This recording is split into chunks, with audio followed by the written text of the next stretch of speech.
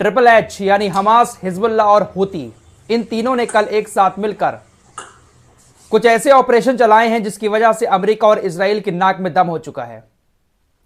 लाल सागर के अंदर Houthis, Lebanon के बॉर्डर पर हिजबुल्लाह और गाजा के अंदर हमास ने अमेरिका और इजराइल को परेशान करके रख दिया।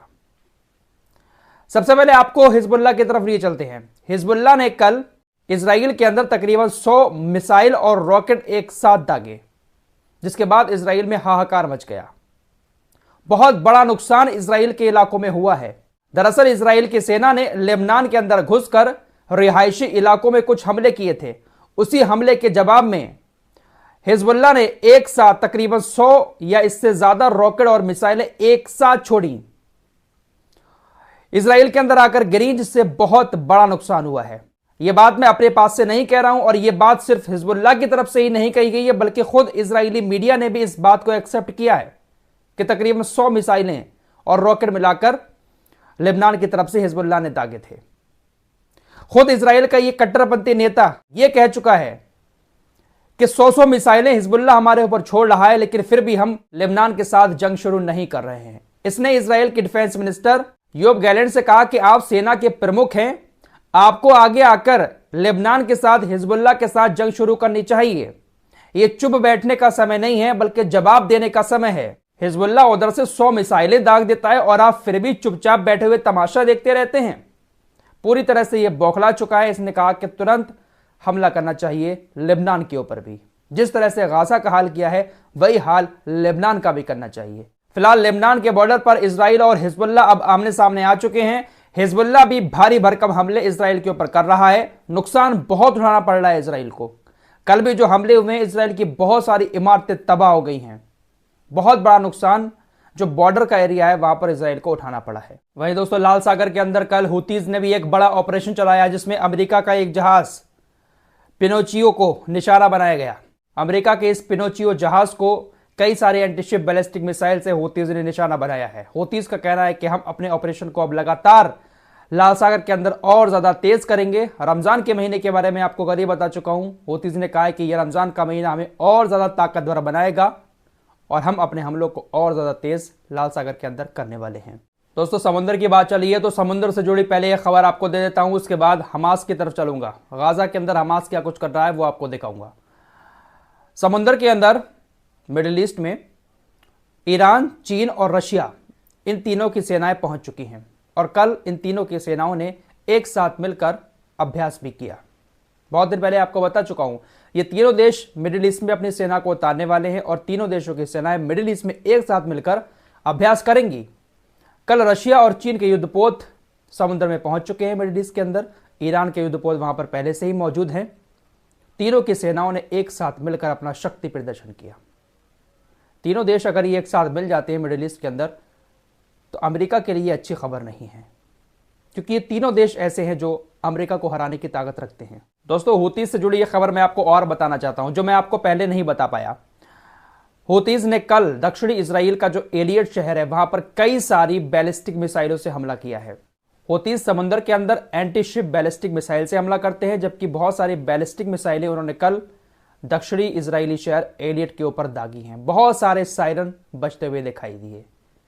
यमन बहुत दूर है, वहां से जब मिसाइलें छोड़ता है तो काफ़ी वक्त लग जाता है यहाँ तक आने में और बहुत सारे देश बीच में हैं जो उसको रोक लेते हैं। लेकिन कल जो बैलिस्टिक मिसाइलें छोड़ी गई हैं वो बहुत सारी थीं और कुछ मिसाइलें एलियट शहर में आकर गिरी भी हैं, जिसकी वजह से बहुत ज़्यादा सायरन भी इजराइल के शहर में सुनने को मिले। तो मान सकते हैं कि इन लोगों ने जो कहा था कि रमज़ान के महीने में हम अपने ऑपरेशन को और तेज़ करेंगे, लगता है ऑपरेशन तेज हो चुके हैं। समुद्र में हूतीज ने इन लोगों की हालत इतनी खराब कर दी है कि ब्रिटेन अपना एक युद्धपोत लेकर और पहुंच चुका है। ब्रिटेन के एक युद्धपोत पर कई सारे हमले करके उसको तो इन्होंने तहस नहस कर ही दिया था, जिसको ब्रिटेन वापस ले चुका है। लेकिन अब एक नया युद्धपोत ब्रिटेन समुद्र में उतार चुका है। ब्रिटेन ने अब लाल सागर में ये जो युद्धपोत उतारा है ये 2007 में बना हुआ युद्धपोत है। इसका नाम है HMS डायमंड और इस युद्धपोत पर तकरीबन 190 लोगों का दल है। 190 लोग इस युद्धपोत पर तैनात हैं। अब देखते हैं कि हूतीज इसको किस तरह से लेते हैं। दोस्तों, हमास ने भी गाजा के अंदर इजरायली सेना पर कई सारे हमले किए।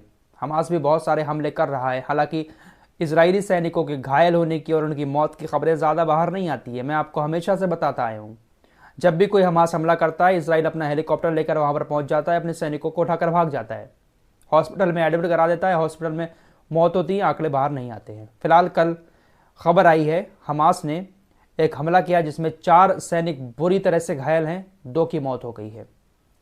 इन चारों सैनिकों को रोसोका अस्पताल में ट्रांसफर किया गया।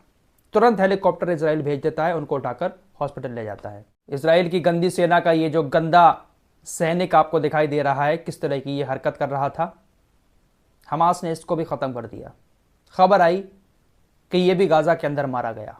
किस तरह से फ़िलिस्तीन की महिलाओं के अंडरगारमेंट्स के साथ खिलवाड़ कर रहे हैं, खिल्ली उड़ा रहे हैं, मजाक उड़ा रहे हैं, गंदी गंदी शर्मनाक हरकतें कर रहे हैं और पूरी दुनिया इसको खामोशी के साथ देखे जा रही है। फिलहाल ये मारा गया। दोस्तों एक खबर आपको और बताना चाहता हूँ, ईरान लगातार हिजबुल्लाह, हुतीस और हमास की मदद कर ही रहा है। ये बात अब किसी से छिपी हुई नहीं है। बहुत सारे लोगों को अक्सर ऐसा लगता है कि मैं कभी कभी ईरान की बहुत तारीफ करता हूँ। ईरान वाकई में हिजबुल्लाह, हुतीस और हमास के साथ है। खबर आ रही है कि ईरान ने सीरिया के जरिए बहुत सारे हथियार हिजबुल्लाह तक ट्रांसफ़र किए हैं। ईरान डायरेक्ट नहीं भेजता है हिजबुल्लाह जैसे देशों को हथियार, किसी के थ्रू भेजता है।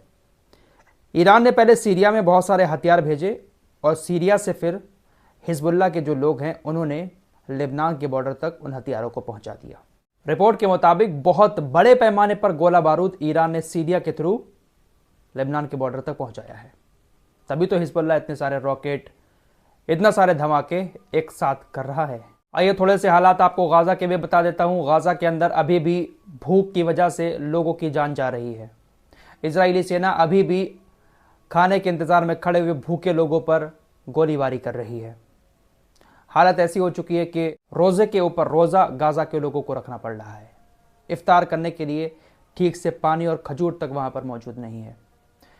एक बड़ी खबर आ रही है, साइप्रस ने एक बहुत बड़ा दिल दिखाया है।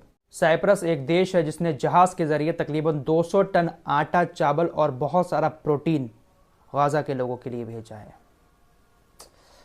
हम लोग यहाँ पर बहुत अच्छे अच्छे खाने खा रहे हैं, सहरी भी अच्छे से करते हैं, लेकिन जब गाज़ा के लोगों की बात आती है ना, तो उनकी तस्वीरें देखकर वाकई में रूह कांप जाती है। हम लोग दिन भर का रोज़ा रख रहे हैं, वो लोग दिन रात हर वक्त रोज़े से हैं क्योंकि खाना नसीब नहीं हो रहा है। दोस्तों इजराइल जिन फ़िलिस्तीनी लोगों को अपनी जेलों में बंद करके रखता है, उनके साथ किस तरह का सलूक करता है, एक तस्वीर आपको और दिखाना चाहता हूँ। हिलाल ज़ैदान, ये आपकी स्क्रीन में जो शख्स नज़र आ रहा है, इसका नाम है। इजराइल की जेल में ये बंद था। कल इसको इजराइल की जेल से रिहा किया गया है। इजराइल ने इसको छोड़ दिया। इसने बाहर आकर बताया कि इफ्तार के टाइम 10 बंदियों के लिए 5 आलू के टुकड़े हैं। इजराइल इफ्तार के वक्त 10 कैदियों को 5 आलू के टुकड़े देता है और इन्हीं को खाकर हमने इफ्तार किया। ना क्वांटिटी ज़्यादा थी और ना ही क्वालिटी अच्छी थी। तो इस तरह का सलूक इजराइल जेल के अंदर फ़िलिस्तीनी कैदियों के साथ करता है। फिलहाल इस रिपोर्ट में इतना ही। मिलते हैं कुछ और नई खबरों के साथ, तब तक के लिए अपना ख्याल रखिएगा। अल्लाह हाफिज़। दोस्तों वीडियो कैसा लगा? वीडियो अच्छा लगा ना? अच्छा लगेगा ही। इंटरनेशनल न्यूज़ है, आप सब्सक्राइब करें मेरे चैनल को, साथ ही भाई का चैनल उसको भी सब्सक्राइब कर दीजिए और वीडियो अच्छी लगे तो कमेंट करके जरूर बताएं। आज के लिए वीडियो इतना ही, मिलते हैं कुछ नया वीडियो में, तब तक के लिए खुदा।